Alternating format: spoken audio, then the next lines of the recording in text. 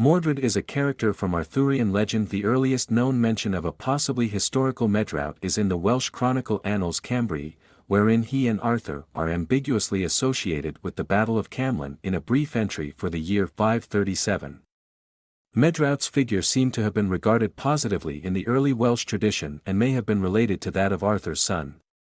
As Medrautus, Mordred was depicted as Arthur's traitorous nephew and a legitimate son of King Lot in Geoffrey of Monmouth's pseudo-historical work Historia Regum Britanniae, which then served as the basis for the following evolution of the legend from the 12th century. Later variants most often characterized him as Arthur's villainous bastard son, born of an incestuous relationship with his half-sister, the Queen of Lothian or Orkney, named either Anna, or Cades, or Morgause. The accounts presented in the Historia and most other versions include Mordred's death at Camlann, typically in a final duel, during which he manages to mortally wound his own slayer, Arthur. Mordred is usually a brother or half-brother to Gawain. However, his other family relations, as well as his relationships with Arthur's wife Guinevere, vary greatly. In a popular telling originating from the French chivalric romances of the 13th century, and made prominent today through its inclusion in Le Morte d'Arthur, Mordred is knighted by Arthur and joins the Fellowship of the Round Table.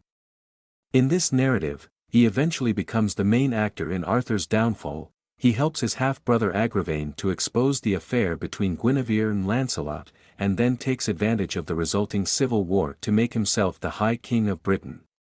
Mordred displays stronger knightly values in the Vulgate cycle, as does Gawain too, in comparison to his later post-Vulgate portrayal, where he is also shown as womanizing and murderous, but to a significantly lesser degree. In the prose Lancelot, he becomes a protégé and companion of the eponymous great knight Lancelot.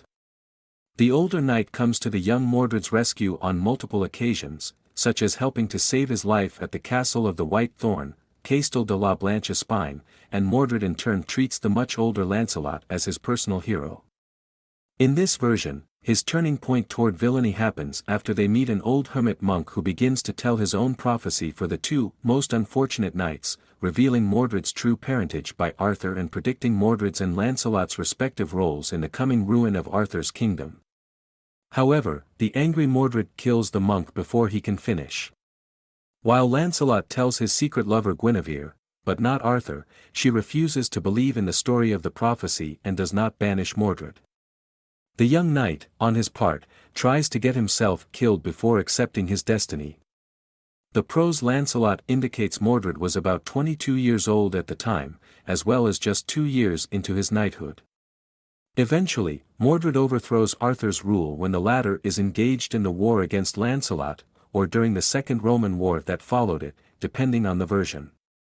In the Vulgate Morte d'Arthur, Mordred achieves his coup with the help of a letter supposedly sent by the dying Arthur but actually forged by Mordred. The Morte d'Arthur narration adds that, there was much good in Mordred. And as soon as he made himself elevated go the throne, he made himself well beloved by all, and so they were ready to die to defend his honor once Arthur did return with his army. Mordred's few opponents during his brief rule included Kay, who was gravely wounded by Mordred supporters and died after fleeing to Brittany. In the Vulgate Morte d'Arthur, Arthur proposes himself as a regent, while the French-influenced English poem stanzaic Morte Arthur has Council of Britain's knights first elects Mordred for the position in Arthur's absence as the most worthy candidate. The alliterative Morte Arthur is a unique text in which Mordred is reluctant to be left by Arthur in charge of Britain. In the later romances, as in the chronicles, the returning Arthur's veteran army is ambushed and nearly destroyed by Mordred supporters and foreign allies during their sea landing at Dover, where Gawain is mortally wounded while fighting as Arthur's loyalist. Afterwards, a series of inconclusive engagements follows, until both sides agree to all meet each other at the one final battle, in which Mordred typically fights exceptionally well while commanding the loyalty of thousands of men willing to lay down their lives for him against Arthur. In Historia Regum Britanniae, Mordred is beheaded at Camlann in a lone charge against him and his entire host by Arthur himself, who suffers many injuries in the process. In the alliterative Morte Arthur, Mordred first kills Gawain by his own hand in an early battle against Arthur's landing forces and then deeply grieves after him. In the Vulgate Morte d'Arthur, and consequently in Malory's Le Morte d'Arthur, the terrible final battle begins by accident during a last-effort peace meeting between him and Arthur. In the ensuing fighting, Mordred personally slays his cousin Owain after the latter's rescue of the unhorsed Arthur, and decapitates the already badly wounded Sagramore.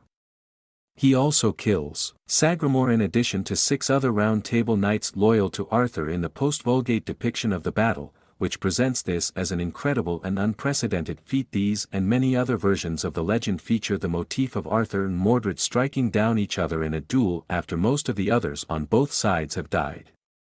Furthermore, the post-Vulgate says it was only the death of Sagramore, here depicted as Mordred's own foster brother, that finally motivated Arthur to kill his son immediately.